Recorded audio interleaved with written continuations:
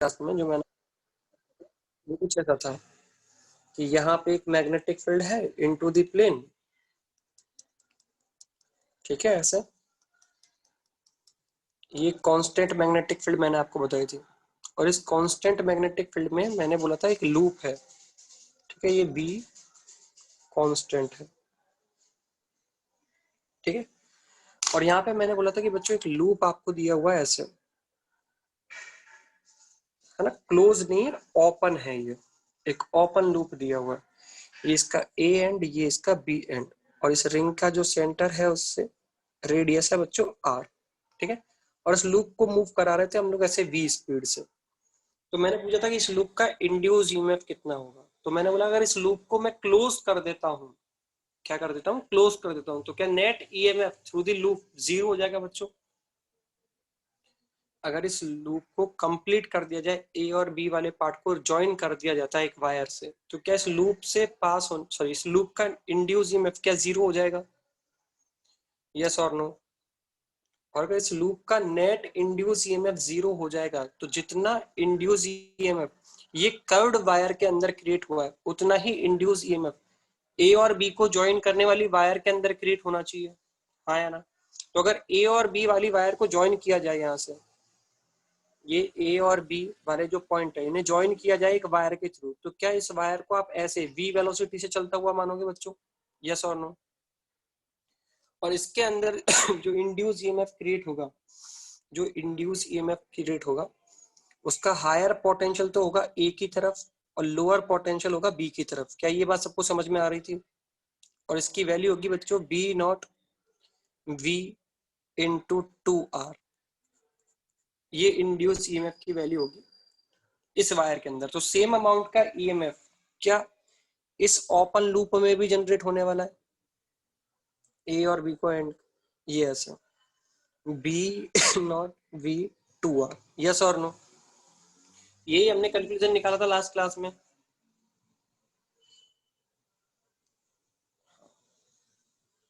Very good, याद है ना वो VBL करके निकालते थे। VBL कब, जब तीनों आपस में कैसे थे, परपेंडिकुलर थे। V वेक्टर, L वेक्टर और मैग्नेटिक फील्ड वेक्टर तीनों परपेंडिकुलर, डायरेक्ट ईएमएफ लिख सकते हो आप, VBL। तो यहाँ पे A और B के बीच में जो पोटेंशियल डिफरेंस था VA माइनस VB, ये आपके पास आने वाला था B नॉट V2R। क्लियर है सबको मेरी बातें यहाँ तक, ये लास्ट क्लास में क्वेश्चन कराया था मैंने आपको, ठीक है।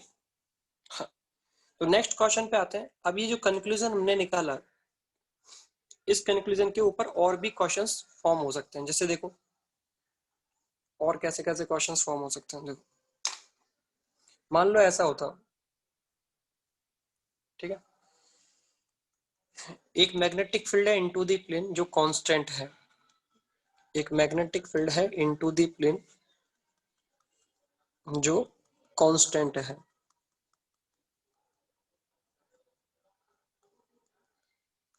बी नॉट कांस्टेंट, ठीक है।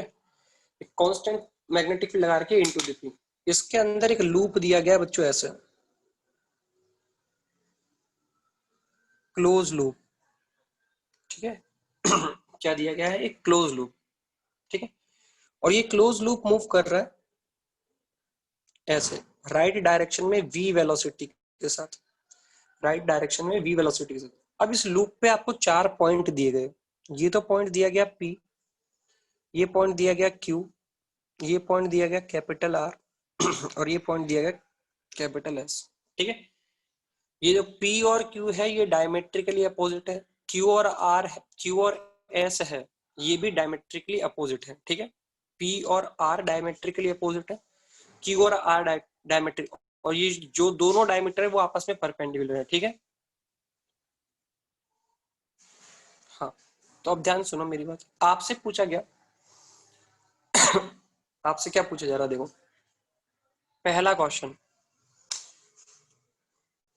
पहला क्वेश्चन आपसे पूछा गया VP माइनस VR बताओ, VP माइनस VR कितना होगा, potential difference between P and R कितना होगा। दूसरा पूछा गया बच्चों आपसे VP माइनस वी क्यू कितना होगा, V P minus we Q कितना होगा। ठीक है, और पूछा जा रहा है बच्चों we Q minus V S कितना होगा। ये 3 क्वेश्चन आपसे पूछे गए, चलो सॉल्व करो इन क्वेश्चंस को।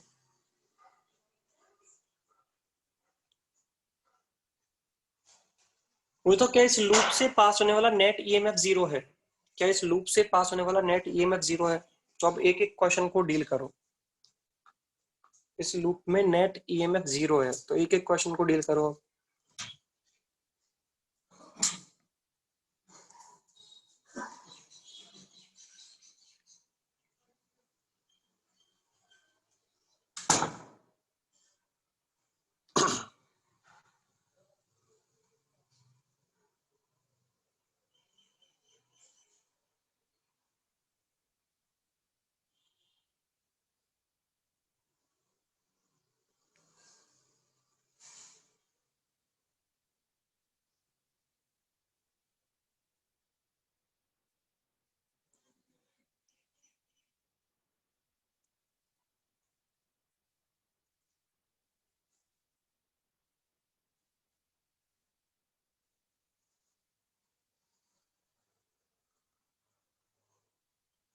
रेडियस बच्चों मान लेना capital R, radius radius of the loop मान लेना कैपिटल आर।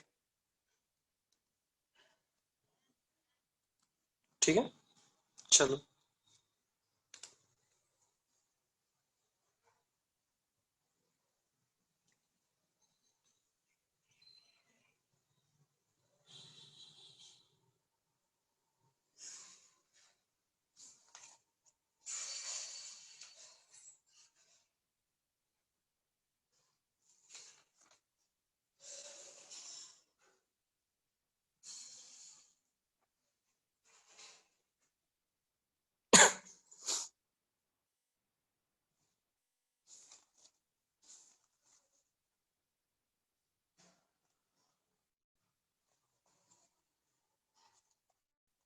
हाँ, तो देखो सबसे पहला क्वेश्चन अगर अटेम्प्ट करना है हमें, हमसे पूछा गया पी और आर में पोटेंशियल डिफरेंस बताओ।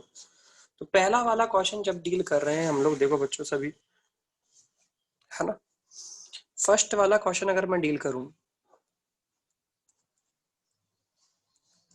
तो फर्स्ट वाले क्वेश्चन को डील करने के लिए क्या मुझे पी और आर को एक स्ट्रेट लाइन से ज्वाइन कर देना चाहिए बच्चों, यस और नो। अगर फर्स्ट वाला क्वेश्चन मुझे डील करना है तो क्या मुझे पी और आर को स्ट्रेट लाइन से ज्वाइन कर देना चाहिए, हाँ या ना। हाँ, तो पी और आर को अगर मैं स्ट्रेट लाइन से ज्वाइन करता हूँ तो देखो पी एंड आर, इनको अगर स्ट्रेट लाइन से ज्वाइन करता हूँ तो ये एक ऐसी स्ट्रेट लाइन आएगी, इसे आप एल वेक्टर मान सकते हो, यस और नो। क्या इसे आप एल वेक्टर मान सकते हो, तो ये तो हो जाएगा एल वेक्टर। अब मुझे तो इस वायर को आप क्या राइट साइड चलता हुआ मानोगे वी वेलोसिटी से। अब मुझे तो यहाँ पे एल वेक्टर और वेलोसिटी वेक्टर क्या आपस में पैरेलल हो चुके हैं, एल वेक्टर और वेलोसिटी वेक्टर क्या आपस में पैरेलल हो चुके हैं। हाँ, अब अगर ये पैरेलल हो चुके हैं, एल वेक्टर और वी वेक्टर अगर आपस में पैरेलल हो चुके हैं, तो मुझे बताओ क्या इस वायर का इंड्यूस ईएमएफ 0 आने वाला है बच्चों। हाँ, तो यहाँ पे Vp माइनस वी आर तो कितना हो जाएगा बच्चों 0। पहले क्वेश्चन का आंसर है Vp माइनस वी आर कितना हो जाएगा 0। भाई हमारे पास फॉर्मूला ही होता था ना, V cross B dot L vector, ये तो फॉर्मूला था हमारे पास। इसमें से कोई भी दो वेक्टर अगर पैरेलल हो गए तो ये 0 हो जाएगा, हाँ या ना। तो यहाँ पे एल वेक्टर और वी वेक्टर पैरेलल हो चुके हैं, तो ये तो कितना हो जाएगा 0। नेक्स्ट क्वेश्चन की बात करते हैं पी और क्यू में। ठीक है, तो देखो पी और क्यू वाले क्वेश्चन को सॉल्व करते टाइम क्या मैं पी और क्यू को एक स्ट्रेट लाइन से ज्वाइन कर लूं। पी और क्यू को मैंने स्ट्रेट लाइन से ज्वाइन कर लिया, तो ये आ गई एक स्ट्रेट लाइन पी और क्यू को। तो ये कितनी है बच्चों, ये क्या √2r है, क्या ये लेंथ √2r होगी पी और क्यू को ज्वाइन करने वाली। अब इस लाइन की जो वेलोसिटी है, इस लाइन की जो वेलोसिटी आप मानोगे ऐसे हॉरिजॉन्टल वी वेलोसिटी मानोगे। अब मुझे बताओ बच्चों, magnetic field into the plane है, magnetic field into the plane है, तो मुझे तो इलेक्ट्रिक फील्ड वेक्टर किस तरफ आने वाला था, इलेक्ट्रिक फील्ड वेक्टर किधर आता, v क्रॉस b करते तो इलेक्ट्रिक फील्ड वेक्टर किधर आता। अरे v क्रॉस b करो, इलेक्ट्रिक फील्ड वेक्टर क्या ऐसे आने वाला है, जल्दी बताओ, क्या इलेक्ट्रिक फील्ड वेक्टर ऐसे आने वाला है vb, ये इलेक्ट्रिक फील्ड वेक्टर होता, हाँ या ना, क्या ये इलेक्ट्रिक फील्ड वेक्टर होता, और ये जो इलेक्ट्रिक फील्ड वेक्टर है ये यहाँ से ऐसे 45 डिग्री का एंगल बना रहा होता, हाँ या ना। यस और नो में रिप्लाई दो। 45 डिग्री का एंगल बना रहा होता, ये भी बात सही, क्योंकि देखो ये पी क्यू वाली लाइन अपने आप में एक 40 डिग्री के एंगल पे, ठीक है। अब मुझे तो P हायर होगा या Q हायर होगा, which point is higher potential, P और Q। तो इलेक्ट्रिक फील्ड वेक्टर जिस तरफ टिल्टेड है वो पॉइंट हायर पोटेंशियल होता है। तो एक बात तो क्लियर होगी कि Q हायर पोटेंशियल है, Q क्या है, हायर पोटेंशियल। तो हम क्या कैलकुलेट कर सकते हैं, हम कैलकुलेट कर सकते हैं higher minus lower, V Q minus V P हम कैलकुलेट कर सकते हैं। और कैसे लिखा जाएगा बच्चों, ये लिखा जाएगा E vector dot L vector, E vector dot L vector, yes और नो। अच्छा मुझे अब मुझे तो एल वेक्टर का हेड कहाँ मानोगे, हायर पोटेंशियल वाले पॉइंट पे, क्या एल वेक्टर का हेड हायर पोटेंशियल वाले पॉइंट पे मानते हैं।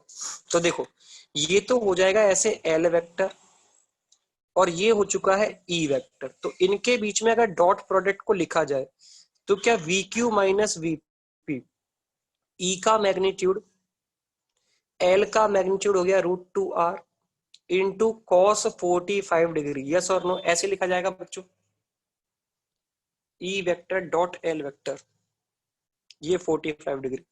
तो देखो यहां से आ जाएगा वी क्यू माइनस वीपी। अच्छा मुझे बताओ यहाँ पे ई का जो मैग्नीट्यूड है, ई का मैग्नीट्यूड क्या वी क्रॉस बी के ऊपर डिपेंड कर रहा है, ई का जो मैग्नीट्यूड है क्या वो वी क्रॉस बी के ऊपर डिपेंड कर रहा है। तो वेलोसिटी वेक्टर और मैग्नेटिक फील्ड वेक्टर आपस में परपेंडिकुलर थे, तो ई का मैग्नीट्यूड क्या वी इंटू बी होगा बच्चों, v into B not, it is the magnitude of electric field vector, हाँ या ना। सभी बच्चे रिप्लाई दें। इलेक्ट्रिक फील्ड वेक्टर का जो मैग्नीट्यूड होगा वो होगा वी बी नॉट, ठीक है। अच्छा इंटू √2r, और cos 45 डिग्री मतलब 1/√2, तो √2 से √2 कैंसिल, क्या वी क्यू माइनस वीपी की वैल्यू हमारे पास वी बी नॉट आर ये आ रही है। पर क्या क्वेश्चन ने हमसे ये पूछा है, वी क्यू माइनस वीपी पूछा है क्या क्वेश्चन ने हमसे, हम तो हायर माइनस लोअर निकालना जानते हैं, पर क्वेश्चन ने पूछा है वीपी माइनस वीक्यू निकालो। तो वीपी माइनस वीक्यू की वैल्यू क्या हमारे पास minus V B naught R हो जाएगी बच्चों, हाँ या ना, minus V B naught R. क्या ये सभी को समझ में आ गया, यस और नो, वेरी गुड। अच्छा थर्ड क्वेश्चन देखो, थर्ड क्वेश्चन में पूछा है क्यू और एस के बीच में पोटेंशियल डिफरेंस।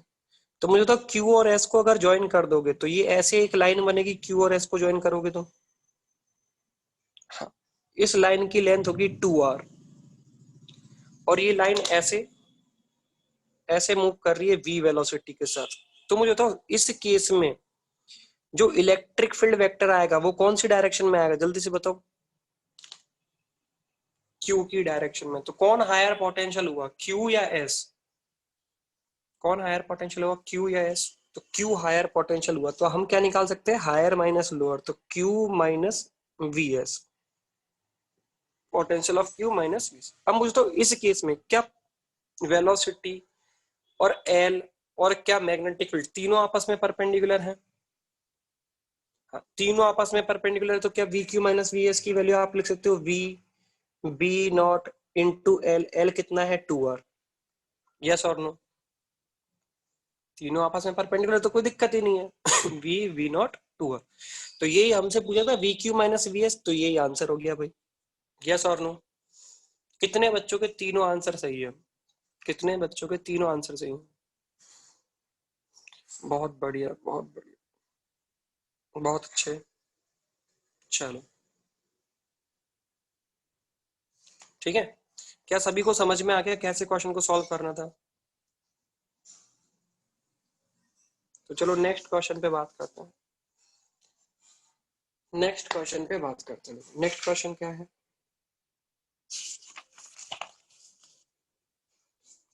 नेक्स्ट क्वेश्चन में बच्चों आपको बोला गया है देखो ऐसा कुछ,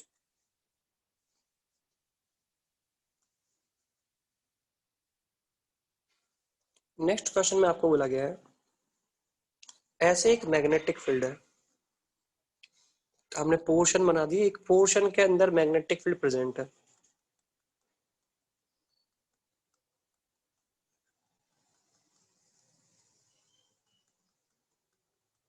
इस पोर्शन में मैग्नेटिक फील्ड प्रेजेंट है, ठीक है। इस पोर्शन की जो विड्थ है वो है डी,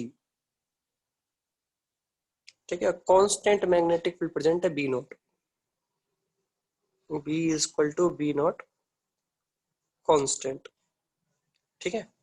एक कांस्टेंट मैग्नेटिक फील्ड प्रेजेंट है बी नॉट, ठीक है। अच्छा, अब ध्यान से देखो क्या क्वेश्चन बनाया जा रहा है। यहाँ पे एक लूप है, ये एक लूप है, ठीक है। ऐसे आपको क्या दिया गया है, एक लूप दिया गया है, ठीक। इस लूप की जो लेंथ है वो है एल, एक स्क्वायर लूप है ऐसा समझ लो, स्क्वायर लूप, ठीक है। और इस स्क्वायर लूप को एक कांस्टेंट वेलोसिटी दी गई है v, एक कांस्टेंट वेलोसिटी दी गई है v, स्क्वायर लूप को एक कांस्टेंट वेलोसिटी दी गई है v, ठीक है। इस स्क्वायर लूप को एक कांस्टेंट वेलोसिटी दी गई है v, ओके। अच्छा, ये जो d है, इस d की वैल्यू ज्यादा है l से, इस d की वैल्यू ज्यादा है l से, ठीक है। और ये आपको दिया गया है, मान लो जैसे ही एंट्री कर रहा था तो वहीं पे हमने टाइमर स्टार्ट कर दिया और टाइमर का टाइम चल रहा है t is equal to zero पे, t is equal to zero पे टाइमर स्टार्ट किया जब ये एंटर कर रहा है, ठीक है। आपको पूछा गया देखो आपको क्या क्या पूछा जा रहा है, draw the graph, graph between phi and T, draw the graph between phi and T, है ना। फ्लक्स और टाइम में ग्राफ बनाना है। दूसरा आपको ग्राफ बताना है बच्चों, induce current, induce current and time में ग्राफ बताना है। चलो, दो ग्राफ बनाने हैं आपको, बनाओ।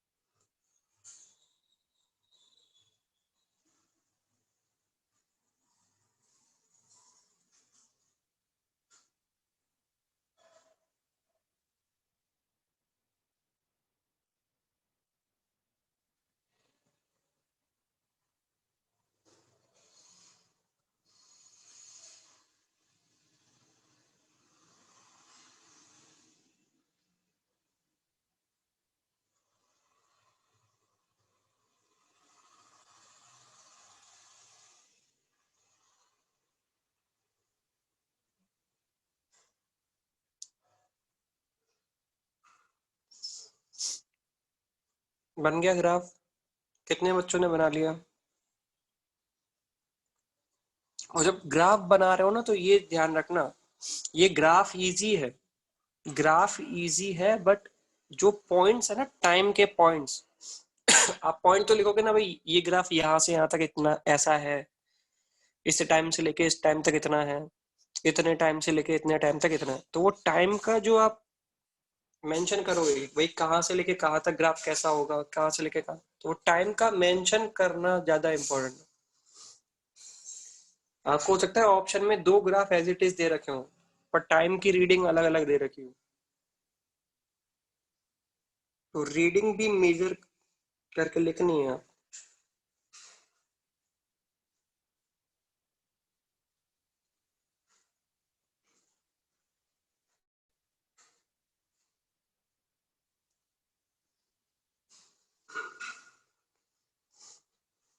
डन।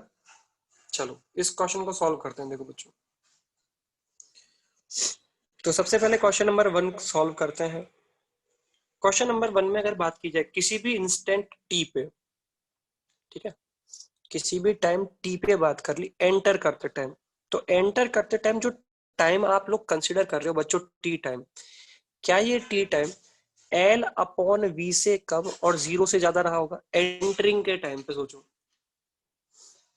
कंप्लीट एंटर करने का टाइम एल अपॉन वी है, यस और नो? कितने टाइम में कंप्लीट एंटर हो जाएगा? एल अपॉन वी टाइम में कंप्लीट एंटर हो जाएगा। तो कंप्लीट एंटर होने से पहले पहले और स्टार्ट होने के बाद सोचो क्या रहा होगा। तो इसके बीच में कोई एक इंस्टेंट मान लिया हमने टी। अब सोचो कि यार इस इंस्टेंट पे क्या हो रहा है, ध्यान से देखो, क्या किसी एक इंस्टेंट पे आपको ऐसा दिखाई दिया होगा ये ग्राफ? क्या ये लूप कुछ ऐसा दिखाई दिया होगा, यस और नो? एंटरिंग के टाइम पे किसी भी टी टाइम पे क्या ये लूप कुछ ऐसा दिखाई हो? हाँ। और कितना पार्ट एंटर हो चुका है इसका, जल्दी बताओ, टी टाइम में कितना पार्ट एंटर हो चुका है इसका? वीटी पार्ट एंटर हो चुका है। कितना पार्ट एंटर हो चुका है? वीटी पार्ट एंटर हो चुका है। अब ये जो वीटी पार्ट एंटर हुआ है, तो ये इस लूप से पास होने वाला फ्लक्स लिखा जाए, फ्लक्स थ्रू दी लूप। तो देखो, मैग्नेटिक फील्ड और एरिया वेक्टर सेम डायरेक्शन में है, तो कॉस थीटा तो कॉस थीटा में थीटा तो जीरो हो जाएगा, तो कॉस थीटा की वैल्यू 1 हो जाएगी। तो देखो B not into A, yes और नो? क्या ऐसे लिखोगे बच्चों? देखो फ्लक्स लिखा जाता है B vector dot A vector, B vector dot A vector. तो यहाँ पे ए कौन सा, जहां से फ्लक्स पास हो रहा है, तो देखो क्या लिखा जाएगा, B not into V T into L, yes और नो? क्या ऐसे लिखा जाएगा बच्चों फ्लक्स, हाँ या ना? B not V T into L. अच्छा, एंटरिंग के टाइम पे ये फ्लक्स है, ये फ्लक्स इंक्रीज हो रहा है टाइम के साथ या डिक्रीज हो रहा है, जल्दी से बताओ? This flux is increasing with the time और डिक्रीजिंग? इंक्रीजिंग। तो गौर से देखो, जो ग्राफ बनेगा, क्या वो ग्राफ कुछ ऐसा होगा, फाई और टी के बीच में अगर ग्राफ बनाया जाए, फाई एंड टी के बीच में अगर ग्राफ बनाऊं, तो ये ग्राफ देखो, T is equal to zero पे फ्लक्स जीरो था, और फिर क्या लीनियरली इंक्रीज हो रहा है ये ग्राफ, यस और नो?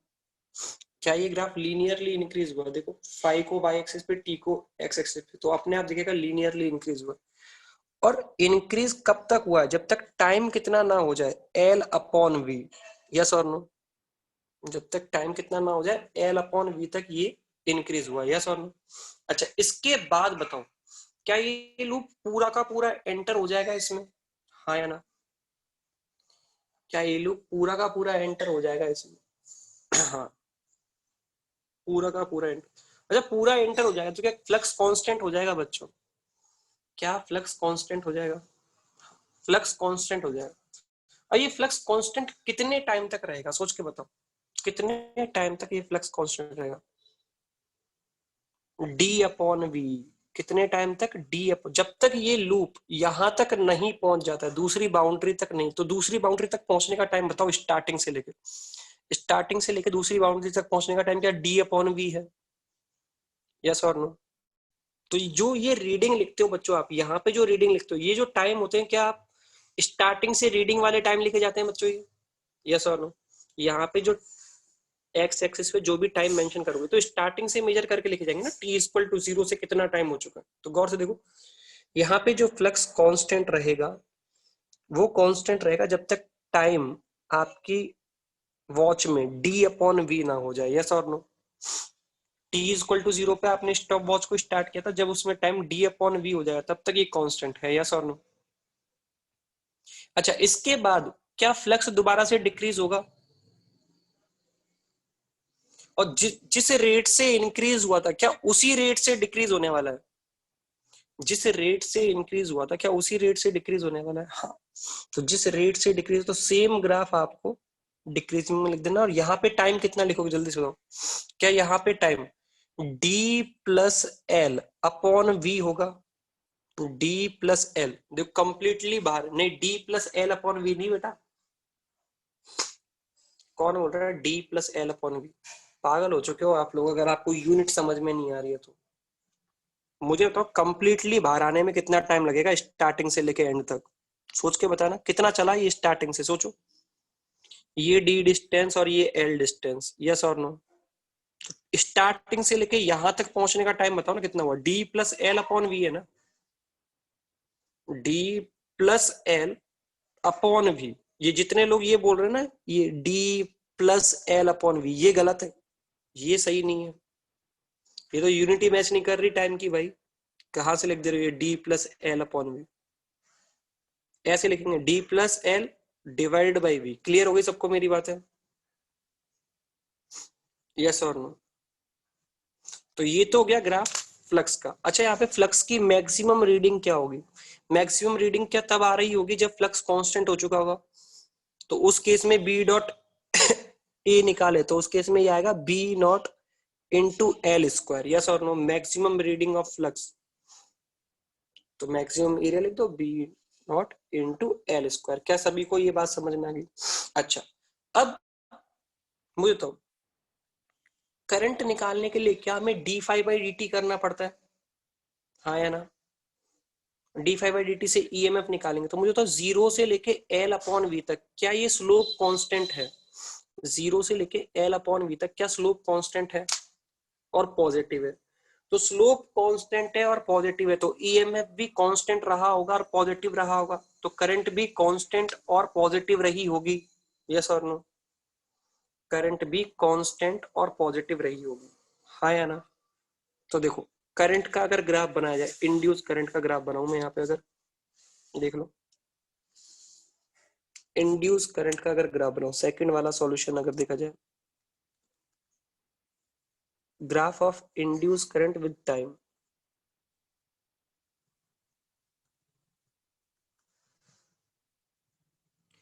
इंड्यूस करंट का ग्राफ बनाया जाए अगर टाइम के साथ, तो देखो क्या बनेगा।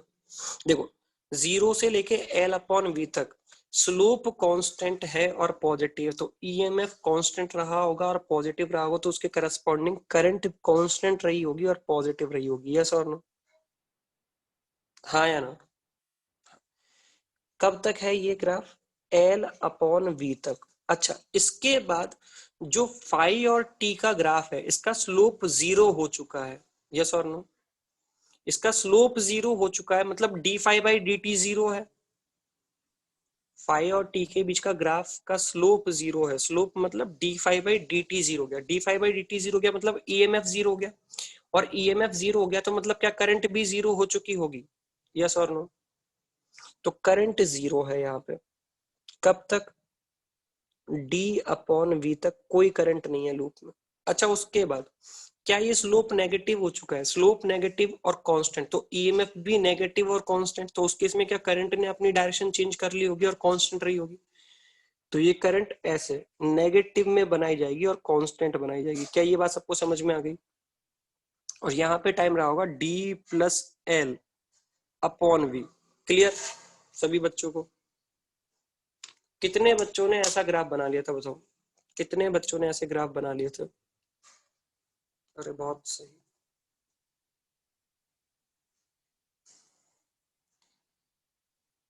बहुत बढ़िया। तो क्या ऐसे क्वेश्चंस कर सकते हो? आपसे 5T ग्राफ पूछे, IT ग्राफ पूछे, तो बना सकते हैं या नहीं बना सकते? बना सकते हैं, वेरी गुड,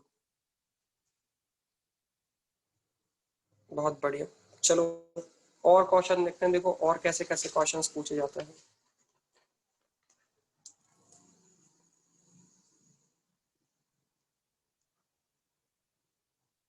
देखो बच्चों, नेक्स्ट क्वेश्चन मैंने आपके सामने रखा। हम तो इंड्यूस ईएमएफ, मोशनल ईएमएफ के बारे में बात करते हैं। मोशनल ईएमएफ में ही एक और क्वेश्चन मैं आपके सामने रख देता हूँ। देखो, सपोज करो ये एक इनफाइनाइट वायर है। अच्छा, अभी तक जो मैंने मोशनल ईएमएफ आपसे कैलकुलेट करवाया था, अभी तक जो मैंने मोशनल ईएमएफ आपसे कैलकुलेट करवाया था, क्या वो मैंने कांस्टेंट मैग्नेटिक फील्ड के अंदर कैलकुलेट करवाया था बच्चों? क्या वो मैंने अभी कांस्टेंट मैग्नेटिक फील्ड के अंदर कैलकुलेट करवाया था? हाँ, वेरी गुड। अब मैं कैलकुलेट करवा रहा हूँ एक नॉन यूनिफॉर्म मैग्नेटिक फील्ड में। तो देखना, देखो क्या होता है। तो गौर से देखो, एक वायर थी, इनफाइनाइट वायर, ठीक है। इस इनफाइनाइट वायर में करंट फ्लो हो रही है आई, ठीक है। और ये आई जो है ये कांस्टेंट है। ये आई जो है वो क्या है? कांस्टेंट। अब क्या हुआ बच्चों, हमारे पास एक रॉड है, कंडक्टिंग रॉड, जो यहां रखी हुई है। ये एक कंडक्टिंग रॉड है, ठीक है। ये क्या है? एक कंडक्टिंग रॉड है, ठीक है। इस कंडक्टिंग रॉड को, ध्यान सुनना, इस कंडक्टिंग रॉड को मैं ऐसे मूव करा रहा हूं v वेलोसिटी के साथ, v वेलोसिटी के साथ, ठीक। इस कंडक्टिंग रॉड को मैं ऐसे मूव करा रहा हूं v वेलोसिटी के साथ। ये a पॉइंट है और ये b पॉइंट है। तो इस रॉड में जो इंड्यूस ईएमएफ होगा, इसकी लेंथ मान लो l है, ठीक है। और ये जो डिस्टेंस है वो कितनी दे रखी है आपको? a, ठीक है। अच्छा मुझे बताओ, ये रॉड जब तक मूव कर रही है, क्या तब तक इस रॉड के लिए हर पॉइंट पे मैग्नेटिक फील्ड कांस्टेंट है या नहीं? हर पॉइंट पे हाँ या ना में जवाब दो। इस रॉड के हर पॉइंट पे मैग्नेटिक फील्ड कांस्टेंट है या नहीं है? इस रॉड के हर पॉइंट पे मैग्नेटिक फील्ड कांस्टेंट है या नहीं? अरे कांस्टेंट ही तो है पागल इंसानों, कैसी बात कर रहे हो? मुझे तो ए पॉइंट का जो मैग्नेटिक फील्ड है, ए पॉइंट पे जो मैग्नेटिक फील्ड है, ये रॉड जिस तरीके से चल रही है, क्या कभी चेंज हो सकता है क्या ए पॉइंट पे मैग्नेटिक फील्ड? ए पॉइंट पे जो मैग्नेटिक फील्ड है, अगर तुम इस रॉड को ऐसे ले जा रहे हो, तो ए पॉइंट की डिस्टेंस क्या करंट वाली वायर से इक्वल बनी रहेगी हमेशा? हाँ या ना? तो ए पॉइंट पे प्रेजेंट जो मैग्नेटिक फील्ड है, इसके मोशन, जिस तरीके से इसका मोशन तुम्हें दिखाया जा रहा है, उसमें कभी चेंज हो सकता है क्या ए पॉइंट का मैग्नेटिक फील्ड? नहीं हो सकता। तो ए पॉइंट पे कांस्टेंट दिख रहा है ना तुम्हें। हाँ, बी पॉइंट पे जो मैग्नेटिक फील्ड है, क्या वो कांस्टेंट रहने वाला है? हाँ। पर क्या पूरी रॉड पे हर जगह मैग्नेटिक फील्ड सेम है क्या? सेम तो नहीं है ना। सेम नहीं है, कांस्टेंट तो बोल सकते हैं, सेम नहीं है पर कांस्टेंट है। हर जगह का अलग अलग है पर वो फिक्स बना हुआ है। किसी भी टाइम पे देखो, ए पॉइंट का मैग्नेटिक फील्ड हर बार आपको सेम दिखाई देगा, बी पॉइंट का हर बार सेम दिखा, पर ए और बी के मैग्नेटिक फील्ड आपस में सेम नहीं है। क्लियर हो गई मेरी बातें? हाँ या ना में जवाब दो, ये समझ में आया या नहीं आया? कि रॉड के हर पॉइंट पे मैग्नेटिक फील्ड कांस्टेंट है, पर रॉड के हर पॉइंट पे मैग्नेटिक फील्ड सेम नहीं है, ठीक है। क्लियर हुआ? अब अब हमसे पूछा गया कि एक काम करो, एक काम करो, इस रॉड पे जो पोटेंशियल डिफरेंस क्रिएट हो रहा है, उस पोटेंशियल डिफरेंस को लिख दो। अच्छा मुझे तो कौन सा पोटेंशियल हायर रहा होगा, ए वाला पोटेंशियल हायर रहा होगा या बी वाला? सोच के देखो। ए वाला हायर रहा होगा, कैसे देखा? वी क्रॉस वी कर रहे हो, magnetic field into the plane है यहाँ पे, magnetic field into the plane है, सबको समझ में आ रहा है, पाम रूल से देख लिया होगा ये, इनटू दी प्लेन। तो तुमसे पूछा गया इस रॉड पे पोटेंशियल डिफरेंस निकालो भाई। चलो कैलकुलेट करो, तुम ही लोग कैलकुलेट करो, मैं नहीं बताऊंगा। तुम ही लोग कैलकुलेट करो, मैं नहीं बताने वाला।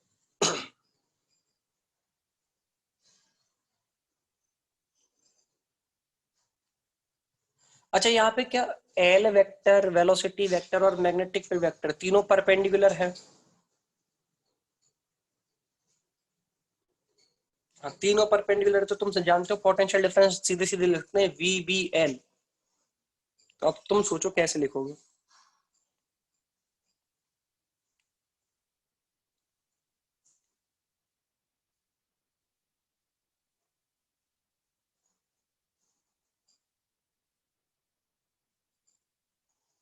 तो क्या इस क्वेश्चन को सॉल्व करने के लिए हमें इंटीग्रेशन का यूज लेना पड़ेगा? यस और नो में रिप्लाई दो।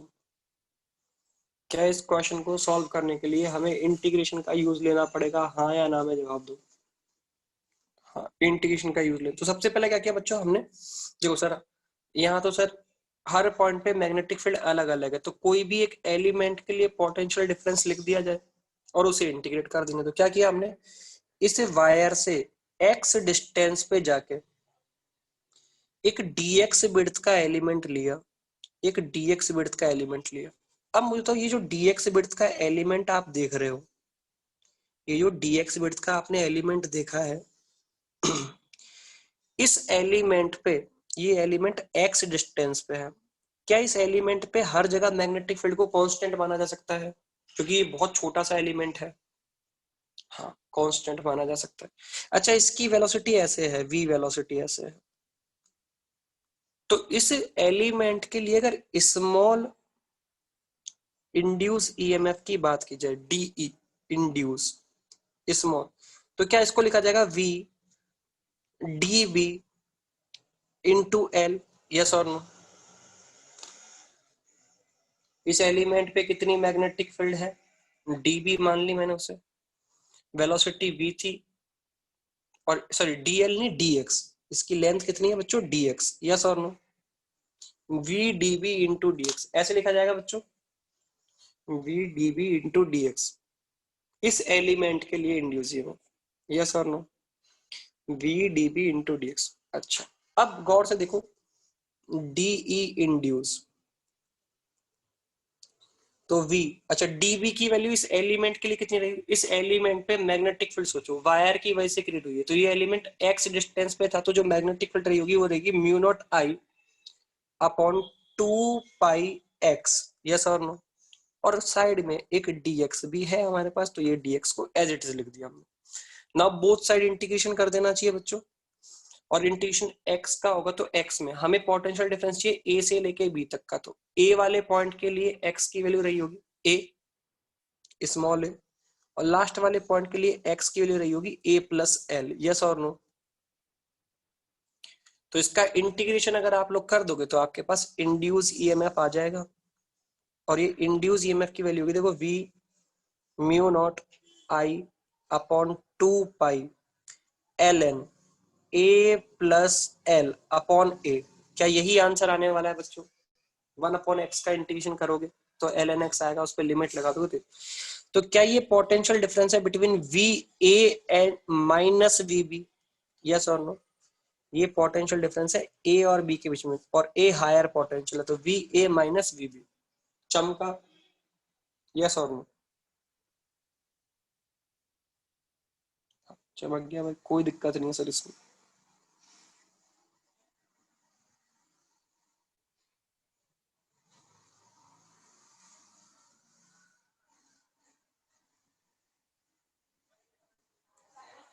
हाँ तुम यार अब इस, ठीक है ठीक है, इसको मैं वी इंड्यूस लिख देता हूँ, पोटेंशियल डिफरेंस इंड्यूस। ठीक है, तुम ई से कंफ्यूज हो रहे हो तो कोई दिक्कत नहीं, ठीक है।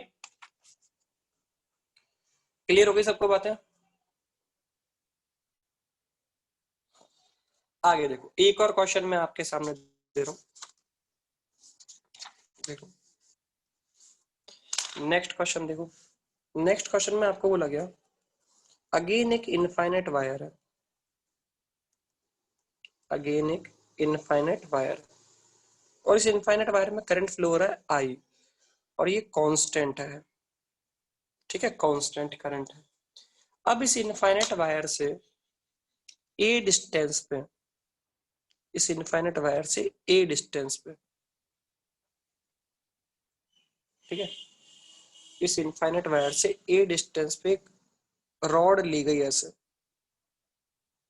ऐसे एक रॉड ली गई, इसकी लेंथ है बच्चों एल, इसकी लेंथ कितनी है एल, ठीक है, और इसे ऐसे मूव करा रहे हैं v वेलोसिटी से, ऐसे, और ये रॉड का ए पॉइंट है और ये रॉड का बी पॉइंट है, तो मुझे तो potential difference across A B कितना होगा, potential difference across A B कितना होगा, सभी बच्चे बताएं। क्या जीरो होने वाला है ये? हाँ, तो यहाँ पे potential difference across A B zero हो जाएगा, V A minus V B कितना हो जाएगा, जीरो। क्यों हो जाएगा? क्योंकि एल वेक्टर और वेलोसिटी वेक्टर क्या पैरेलल हो गए हैं यहाँ पे, तो ये जीरो हो जाएगा। अब मैंने आपको दो क्वेश्चन कराए इनफाइनाइट वायर का यूज लेते हुए। अब इन दो क्वेश्चन से देखो एक अच्छा क्वेश्चन बनता है। दो क्वेश्चन कराए मैंने तुम्हें इनफाइनाइट वायर लेके, यस और नो? इनसे एक अच्छा क्वेश्चन मैं बनाता हूँ। देखो ये दो क्वेश्चंस की हेल्प से ही मैं नया क्वेश्चन बना रहा हूँ। देखो एक इनफाइनाइट वायर ली गई, ठीक है, इसमें करंट मानी गई आई और इसे माना गया कांस्टेंट, ठीक है, इसे माना गया कांस्टेंट। अब ये क्वेश्चन है ना मैंने पहले करा रखा है, तो इस चीज को ध्यान से देखना। अब हमने क्या किया, यहां से ए डिस्टेंस पे एक लूप कंसीडर कर लिया, स्क्वायर लूप, ठीक है, ए डिस्टेंस पे एक लूप कंसीडर कर लिया, स्क्वायर लूप। इस स्क्वायर लूप की लेंथ है एल, ठीक है, और ये स्क्वायर लूप ऐसे मूव कर रहा है वी वेलोसिटी से, ठीक है, ऐसे मूव कर रहा है वी वेलोसिटी। ये पॉइंट पी, ये पॉइंट क्यू, ये पॉइंट आर और ये पॉइंट एस। अब मुझे तो क्या ऐसा क्वेश्चन मैंने आपको तब भी कराया था जब मैं इंड्यूस करंट की डायरेक्शन के बारे में बात कर रहा था, यस और नो? और इंड्यूस ईएमएफ के बारे में बात कर रहा था, तब मैंने ऐसी बात करी लूप के लिए। जब हमने बात की थी, जब हम लूप के लिए चैप्टर को पढ़ रहे थे, तब हमने ऐसा क्वेश्चन एक बार किया था। तो मुझे तो इस लूप से पास होने वाला जो फ्लक्स है क्या वो कांस्टेंट है,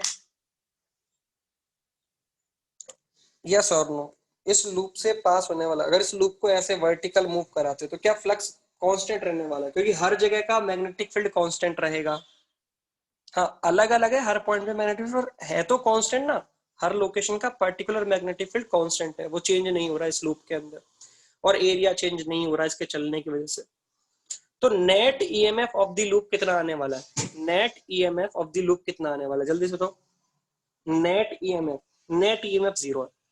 तो मेरा क्वेश्चन नेट ईएमएफ का है ही नहीं, मेरा क्वेश्चन नेट ईएमएफ का है ही नहीं। मेरा क्वेश्चन ये है कि पीक्यू वाली वायर में पोटेंशियल डिफरेंस क्यूआर वाली वायर में और आरएस वाली वायर में और एसपी वाली वायर में, क्या इनमें पोटेंशियल डिफरेंस हम लोग देख सकते हैं? मुझे तो ये जो पीक्यू वाली वायर है, क्या इसके अंदर कोई बैटरी बन सकती है?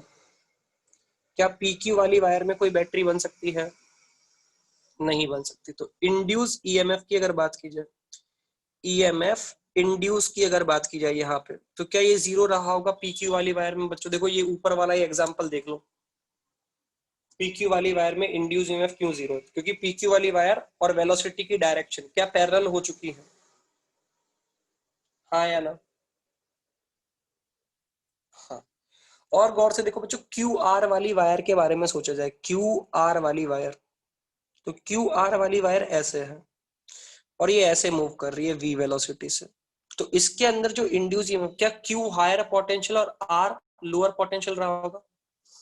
तो V Q minus V R अगर देखा जाए, क्या इस V Q minus V R की value mu naught I upon two pi, sorry mu naught I V upon two pi L N A plus L upon A रही होगी? अभी इससे जस्ट पहले वाला क्वेश्चन देखो, यही कराया था मैंने आपको, हाँ या ना?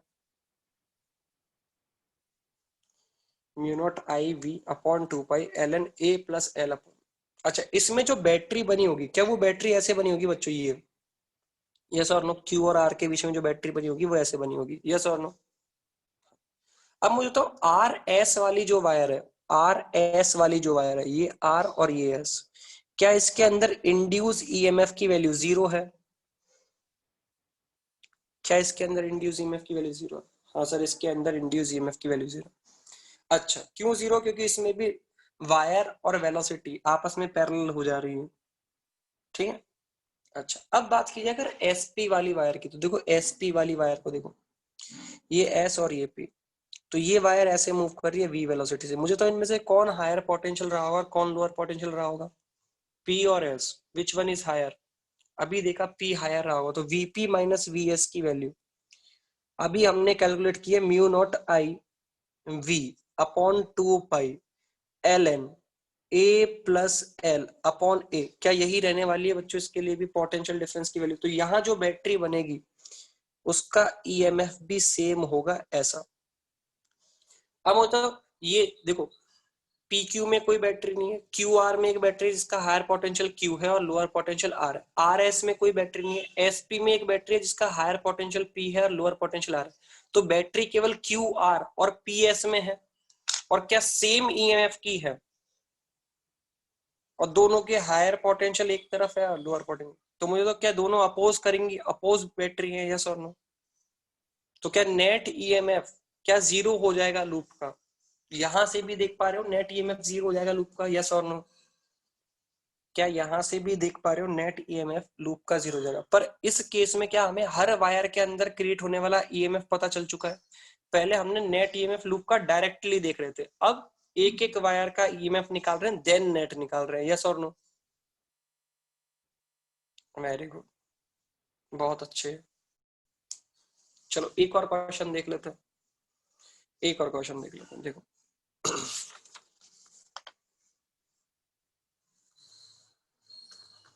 अच्छा, आपके सामने ऐसा दे दिया जाता, सपोज करो, देखो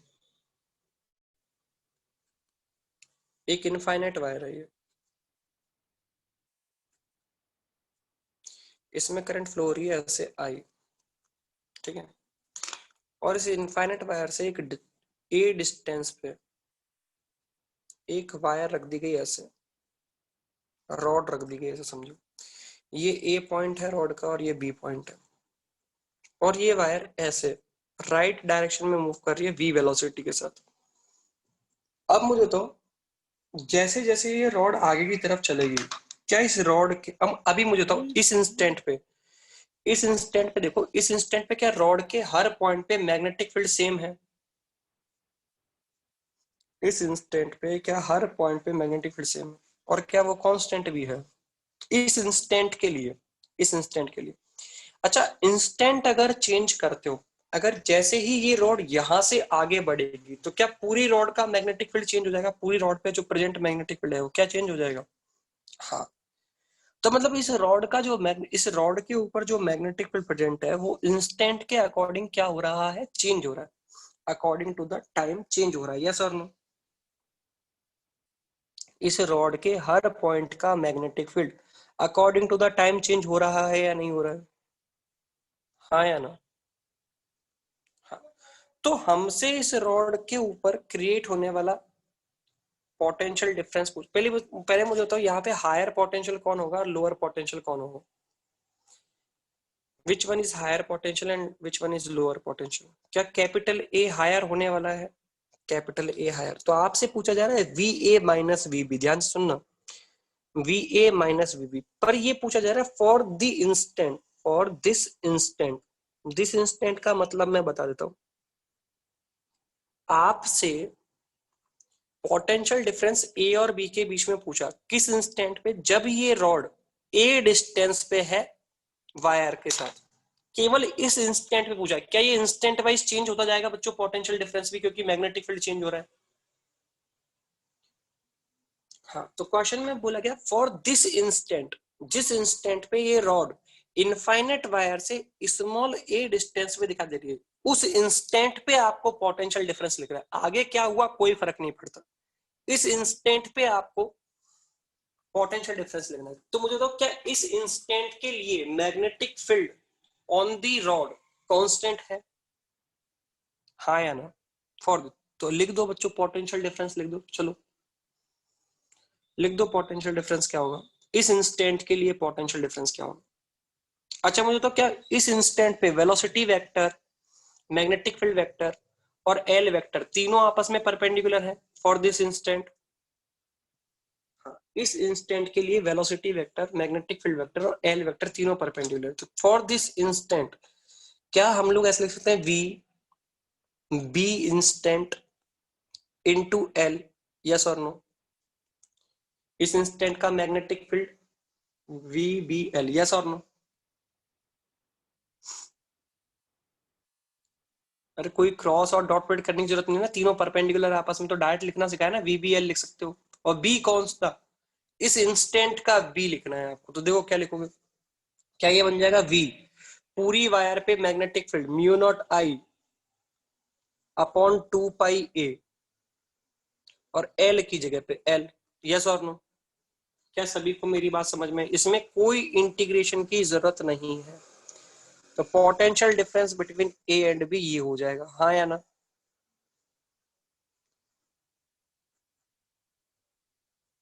क्या सभी बच्चों को बात समझ में आ गई?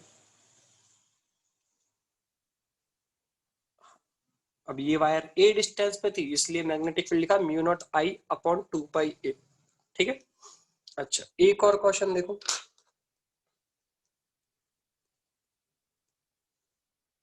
ये एक इनफाइनाइट वायर है, ठीक है, इसमें आई करंट फ्लो हो रहा है विच इज कांस्टेंट, और एक रॉड आपके सामने रखी गई ऐसे, ये ए पॉइंट और ये बी पॉइंट, ये डिस्टेंस ए है और ये लेंथ एल है, और ये वायर ऐसे मूव कर रही है वी वेलोसिटी से। मुझे तो ए और बी के बीच में पोटेंशियल डिफरेंस कितना आने वाला है? ए और बी के बीच में पोटेंशियल डिफरेंस कितना आने वाला है? 0। भाई एल वेक्टर और वी वेक्टर पैरेलल हो गए, तो यहाँ पे ए और बी के बीच में पोटेंशियल डिफरेंस कितना हो गया बच्चों? 0। ये भी समझ में आ गया। अच्छा, अब इन दोनों को मर्ज करके एक क्वेश्चन बना रहा हूं मैं। ये दो मैंने आपको सिखाए, इन दोनों को मर्ज करके एक क्वेश्चन बना रहा हूं। देखो,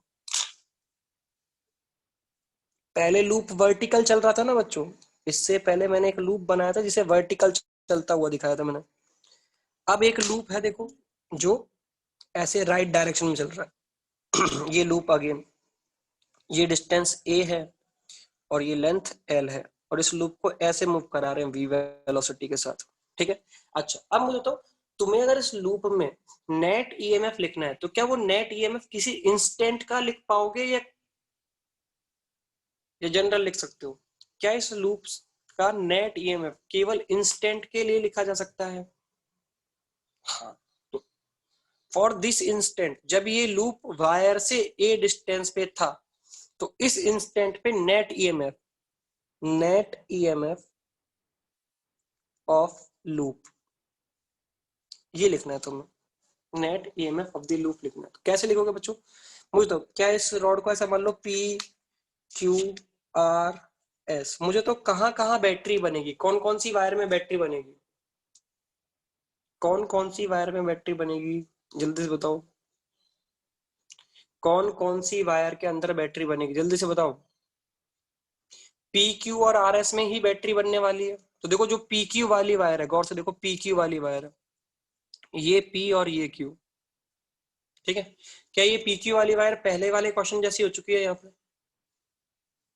ये वी वेलोसिटी चल रही है सर, तो इसमें पी हायर पोटेंशियल रहा होगा और क्यू लोअर। तो देखो, इसको तो ऐसा बना दोगे, पी पे हायर पोटेंशियल और क्यू पे लोअर पोटेंशियल, और इसकी जो वैल्यू, इसको नाम दे दिया मैंने EMF1।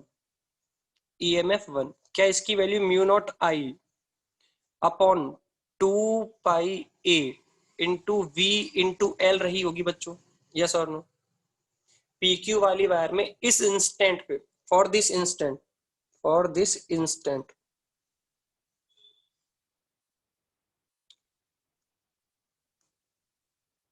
फॉर दिस इंस्टेंट, इस इंस्टेंट के लिए क्या PQ वाली वायर में इस तरीके से बैटरी बनी होगी, और EMF रहा होगा mu naught I into V into L upon 2 pi है। यस और नो? हाँ। अच्छा, इस इंस्टेंट के लिए जो RS वाली वायर है, RS वाली जो वायर है, RS वाली जो वायर है उसको देख लो, ये R है और ये S है। क्या ये वायर इस इंस्टेंट पे A प्लस L डिस्टेंस पे है बच्चों?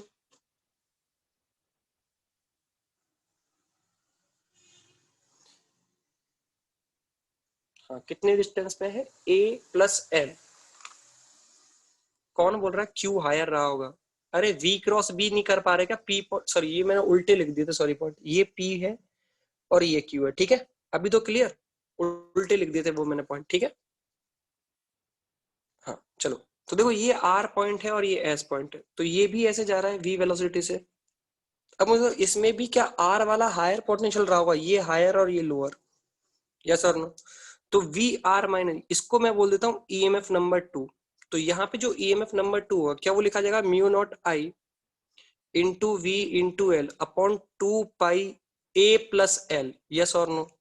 क्या ऐसे लिखा जाएगा ये ईएमएफ? सोच के देखो भाई। इस वायर पे जो मैग्नेटिक फील्ड है, ये जो रॉड है ये इनफाइनाइट वायर से ए प्लस एल डिस्टेंस पे है, तो ए प्लस एल डिस्टेंस पे इस इंस्टेंट पे जो मैग्नेटिक फील्ड रहा वो रहा mu naught I upon 2 pi A plus L और फिर वी इंटू एल। क्लियर? हाँ या ना? तो जो नेट ईएमएफ होगा, क्या यहाँ पे नेट ईएमएफ अगर निकाला जाए, ईएमएफ नेट, नेट ईएमएफ निकाला जाए तो क्या वो ईएमएफ 1 माइनस ईएमएफ 2 कर देना चाहिए? देखो हायर वाला तो 1 वाला है और लोअर वाला 2 वाला है, तो ईएमएफ 1 में से ईएमएफ 2 को माइनस कर दोगे तो ये आपके पास आ जाएगा mu naught I V into L upon 2 pi 1 upon A minus 1 upon A plus L, yes और नो? क्या ये नेट ईएमएफ हो जाएगा बच्चों? यहाँ पे net EMF of the loop हो जाएगा ये हमारे पास, net EMF of the loop. क्या सभी को समझ में आ गई ये बात?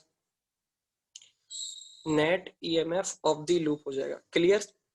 चलो वेरी गुड। तो यहां तक आई थिंक सभी को मेरी बात समझ में आ गई होगी।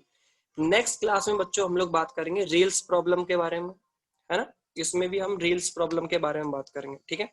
हाँ सचिन बेटा ठीक है, रेल्स प्रॉब्लम के बारे में बात करेंगे। और रेल्स प्रॉब्लम के बाद हम रोटेटिंग रॉड पे आएंगे। किस पे आएंगे? Rotating rod. पर इसमें रेल्स प्रॉब्लम ज्यादा बहुत अच्छी होगी, रेल्स प्रॉब्लम के क्वेश्चन इसमें बहुत अच्छे हो सकते हैं, ठीक है, ईएमआई में। और फिर हम लोग बात करेंगे रोटेटिंग रॉड पे, ठीक है? कोई रॉड रोटेट कर रही हो मैग्नेटिक फील्ड के अंदर तो उसके अंदर इंड्यूस ईएमएफ कितना क्रिएट होता है, इन सब बातों पे हम लोग नेक्स्ट क्लास में बातें करेंगे। Okay, thank you. हाँ श्रेयांश बेटा करता हूँ मैं, ठीक है।